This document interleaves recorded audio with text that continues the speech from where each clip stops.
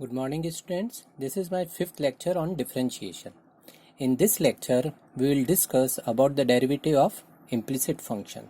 So first, we have to find out what is the meaning of implicit function. Now, you take this expression ax square plus 2hxy plus by square plus 2gx plus 2fy plus c equals to 0. Now, if you observe this relation between x and y, you can't write x in terms of y or y in terms of x directly. Okay, you can't express x in terms of y or y in terms of x. So such types of functions are called implicit function.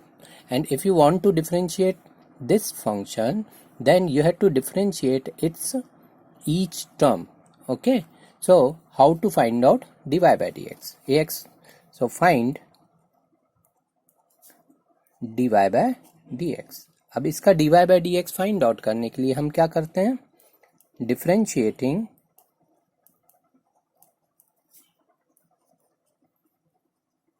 Both sides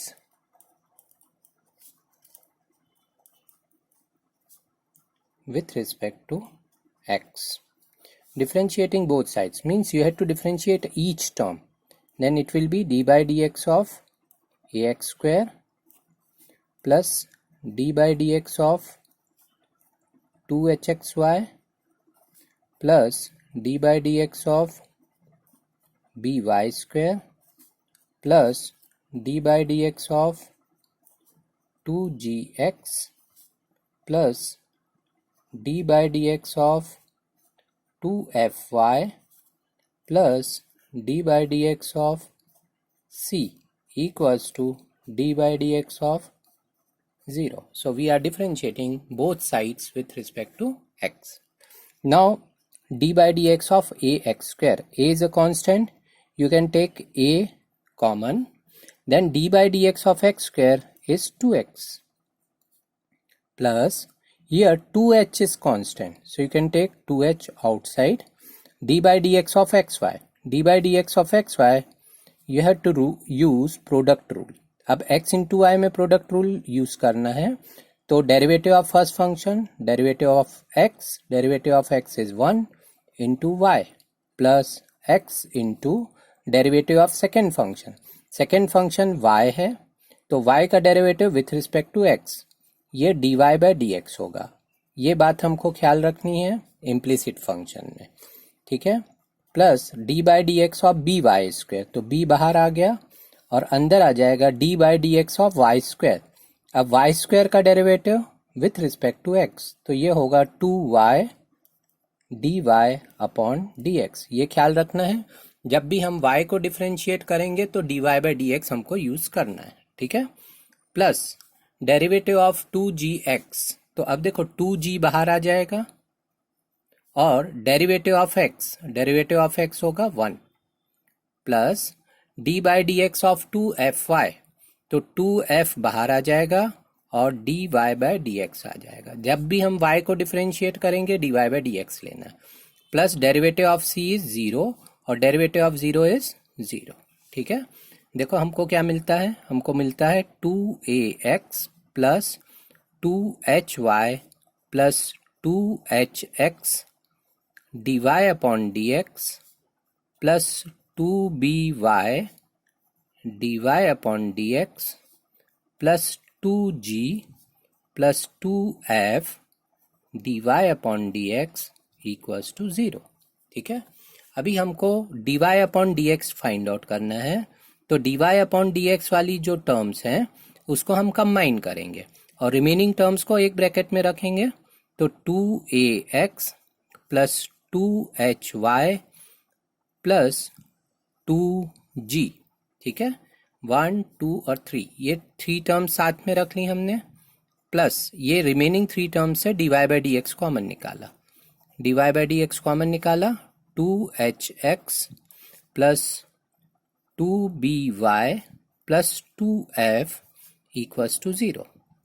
अब ये जो bracket है इसको हम right hand side में shift करेंगे और dy by d x निकाल लेंगे.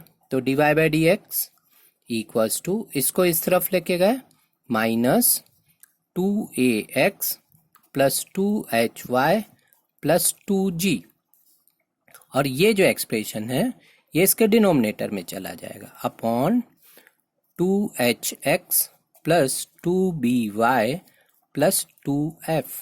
अब न्यूमरेटर और डिनोमिनेटर से 2 कैंसिल करेंगे तो dy बाई डी एक्स हमको मिलेगा minus ax plus hy plus g upon hx plus by plus f।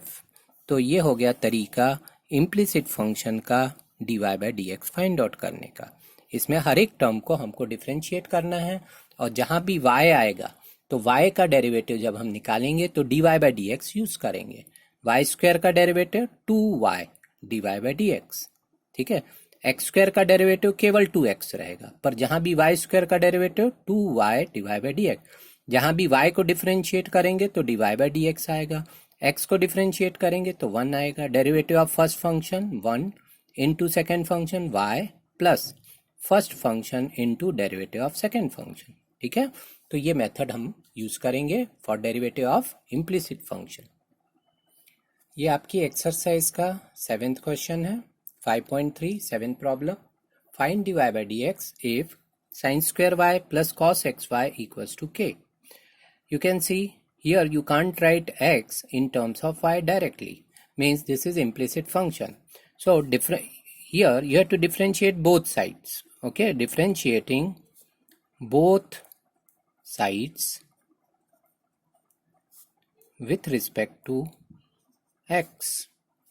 So it will be d by dx of sin square y plus d by dx of cos xy equals to d by dx of k. Okay, now you have to differentiate sin square y. Actually sin square y is nothing but sin y whole square, and this is d by dx of cos x y, and derivative of constant is 0. Now sin y whole square, sin y whole square का derivative हमको नहीं पता है, तो हम sin y को u लेंगे। sin y u हो गया तो ये बन गया u स्क्वायर। u स्क्वायर का डेरिवेटिव क्या होता है? u स्क्वायर का डेरिवेटिव होता है 2u du by d x. तो sin y होल स्क्वायर का डेरिवेटिव होगा 2 sin y into d by d x of sine y। इसमें हमको ख्याल रखना है कि हमने साइन y को u लिया हुआ है, plus derivative of cos xy। अब देखो हम बाहर से अंदर आते हैं तो सबसे पहले cos मिलता है, हमको cos x का डेरिवेटिव पता है, cos xy का नहीं पता है। तो cos xy को हमने u अगर मान लिया तो cos u का डेरिवेटिव होता है माइनस साइन u। तो cos xy का क्या होगा? माइनस साइन xy, यानी cos u का derivative minus sine u into d by d x of u। u किसको माना था हमने? xy को, इक्वल्स टू 0, ठीक है। ये चेन रूल हम अप्लाई कर रहे हैं। ये हो गया 2 sine y into d by d x of sine y करना है। तो साइन y का डेरिवेटिव हमको साइन x का derivative with respect to x cos x पता है, पर ये साइन y का derivative with respect to x करना है। तो वो वैसा ही हो गया जैसे साइन u को डिफरेंशिएट करते हैं। तो साइन u का क्या होता था? cos u into d u by d x. तो साइन y का क्या होगा? cos y into d y by d x. तो y जहां भी है वहां d y by d x आएगा, और ये हो गया minus sine x y into derivative of product function है ना, x इंटू वाई का प्रोडक्ट है यहाँ पे। तो ये आएगा derivative of x which is 1 into Y plus x into d y by d x equal to 0। 2 sine y cos y ये होता है sine 2y d y by d x. अब यहाँ मल्टीप्लाई कर दो, minus y sine x y, ठीक है, minus x d y by d x equal to 0। अब ये d y by d x वाली टर्म को कंबाइन करेंगे, sine 2y minus x d y upon d x और ये वाली टर्म इधर आ जाएगी, equals to y sine x y. तो dy बाई डी एक्स हमको मिलेगा y sine x y divided by sine 2y minus x. ठीक है, इस तरीके से हम डिफरेंशिएट करेंगे इम्प्लिसिट फंक्शन को। Is it clear? Next concept है हमारा derivative of inverse trigonometric function. अब इनवर्स ट्रिग्नोमेट्रिक फंक्शन को डिफरेंशिएट करना है। So if y equals to sine inverse x, find dy bye dx। ठीक है, y equals to sin inverse x, so we can write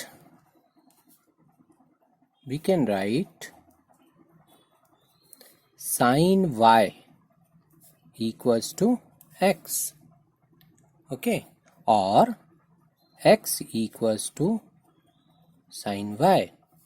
Now we differentiate both sides with respect to y. यहाँ पे इस step पे हमको ध्यान देना है। x equals to sine y है, यहाँ हम क्या करते हैं, differentiating both sides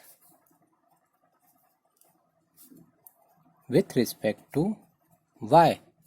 with respect to y जब हम करेंगे differentiation of x with respect to y, तो dx अपॉन dy आ जाएगा।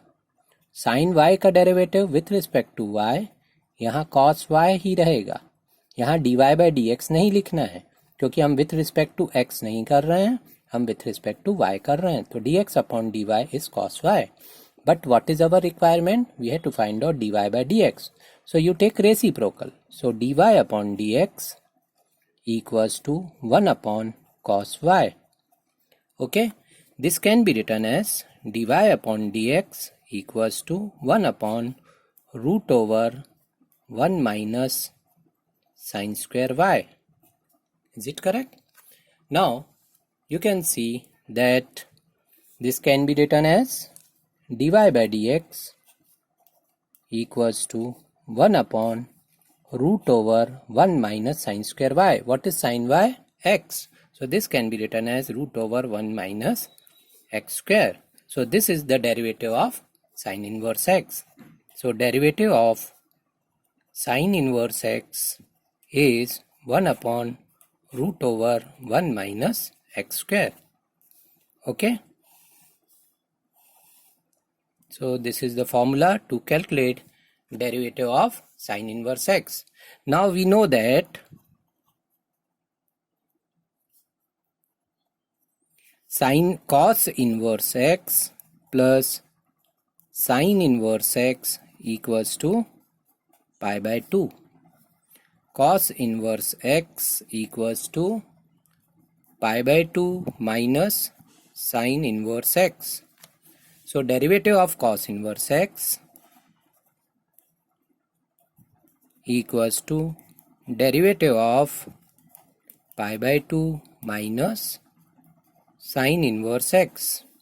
So derivative of cos inverse x, derivative of pi by 2 is 0 minus derivative of sin inverse x. Okay, so derivative of cos inverse x equals to minus of derivative of sin inverse x. So it is minus 1 upon root over 1 minus x square. तो ये हमको दूसरा formula मिल गया, derivative of cos inverse x. Similarly, you can find out derivative of tan inverse x.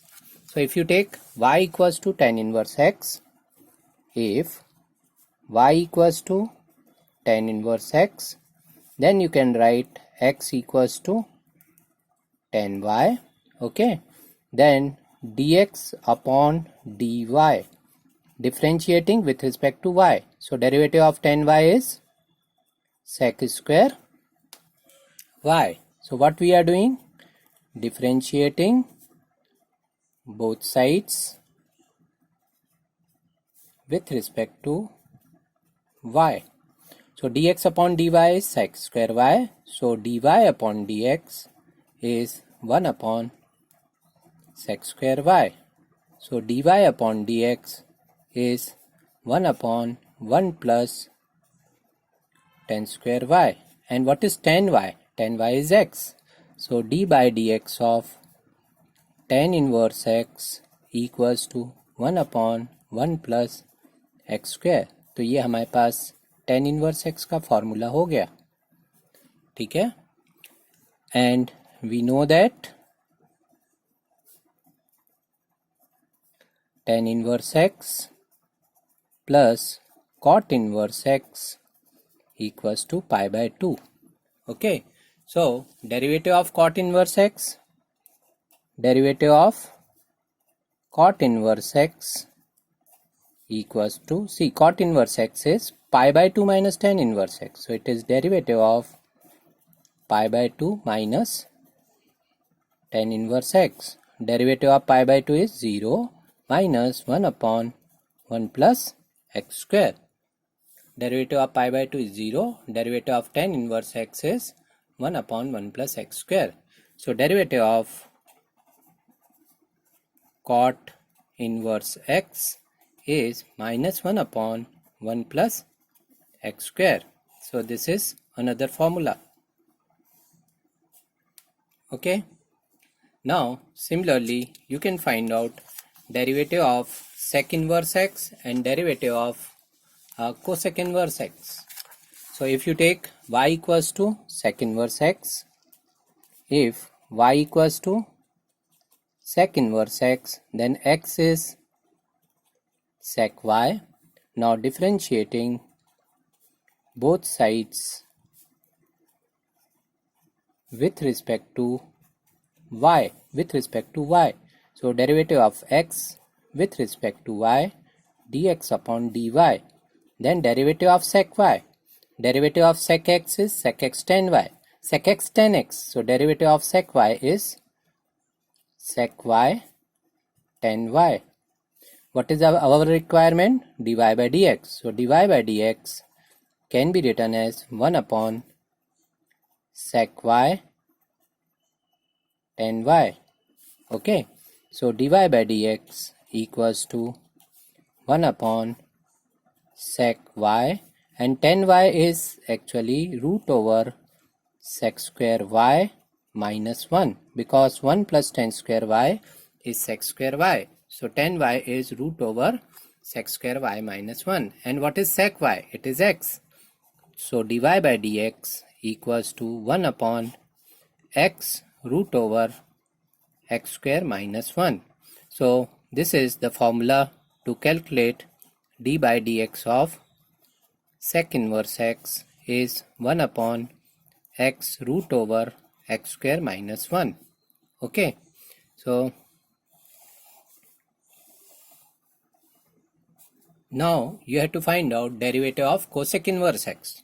So derivative of cosec inverse x can be written as derivative of pi by 2 minus sec inverse x. So derivative of pi by 2 is 0 minus derivative of sec inverse x. So it is minus 1 upon x root over x square minus 1. So this is derivative of cosec inverse x, 1 upon x root over minus 1 upon x root over x square minus 1. Okay, so in this way we have calculated all the derivatives of trigonometric functions. Actually here it should be x should be greater than 0. Here also x should be greater than 0. अब ये जो फॉर्मूले हैं इनका revision एक बार जो हम लोग फॉर्मूले पढ़ चुके हैं. Derivative of sine inverse x is 1 upon root over 1 minus x square. Derivative of cos inverse x minus 1 upon root over 1 minus x square. Derivative of tan inverse x 1 upon 1 plus x square. Derivative of cot inverse x minus 1 upon 1 plus x square. Derivative of sec inverse x is 1 upon x root over x square minus 1, and derivative of cosec inverse x is minus 1 upon x root over x square minus 1. अब इससे related हमको कुछ questions करने हैं. ठीक है, एक question हम करके बता देते हैं. Sine inverse x cosec inverse x. अब जैसे यहाँ पे एक क्वेश्चन है y equals to sine inverse 2x root over 1 minus x square और -1/√2 less than x less than 1/√2। ठीक है, यह है question number 14। Question number 14 exercise है 5.3, है ना। Find dy/dx। अब इस क्वेश्चन में हमको डायरेक्ट साइन इनवर्स एक्स का फॉर्मूला नहीं लगाना है। डायरेक्ट साइन इनवर्स एक्स का फॉर्मूला लगाएंगे तो ये बहुत बड़ा हो जाएगा क्वेश्चन। हम पहले इसको सिंप्लीफाई करेंगे। तो इसको सिंप्लीफाई करना हमने इनवर्स ट्रिग्नोमेट्रिक फंक्शन में पढ़ा है।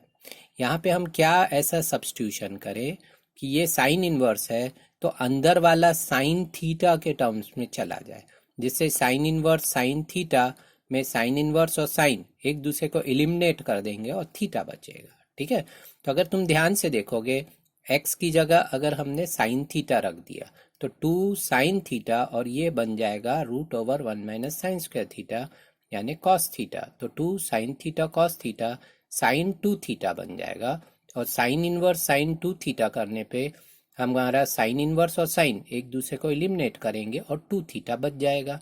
ठीक है, और उससे हम dy/dx फाइंड आउट कर सकते हैं इजीली। ठीक है, तो यहाँ हम क्या करते हैं, put x equals to sine theta, then y equals to sine inverse 2 sine theta and cos theta, because √1 minus sin square theta will become cos theta.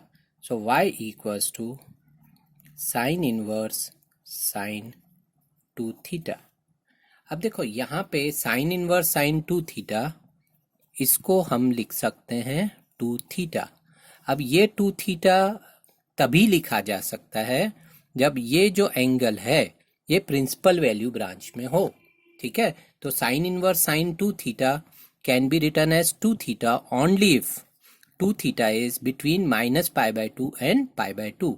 तो अब ये हम कैसे निकालते हैं, यहाँ पे देखो ये कुछ गिवन है, यहाँ गिवन है -1/√2 is less than x। x क्या लिया है हमने, साइन थीटा, और लेस देन 1/√2 ऐसा है।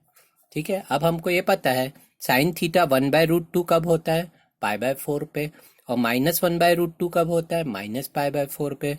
तो हम लिखेंगे -π/4 लेस देन थीटा और लेस देन π/4।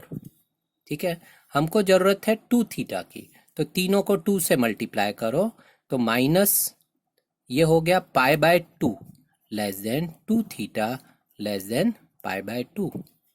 ठीक है, अब देखो ये प्रिंसिपल वैल्यू ब्रांच में है 2 थीटा, तो sine inverse sine 2 theta can be written as 2 theta since -π/2 less than 2 theta less than π/2।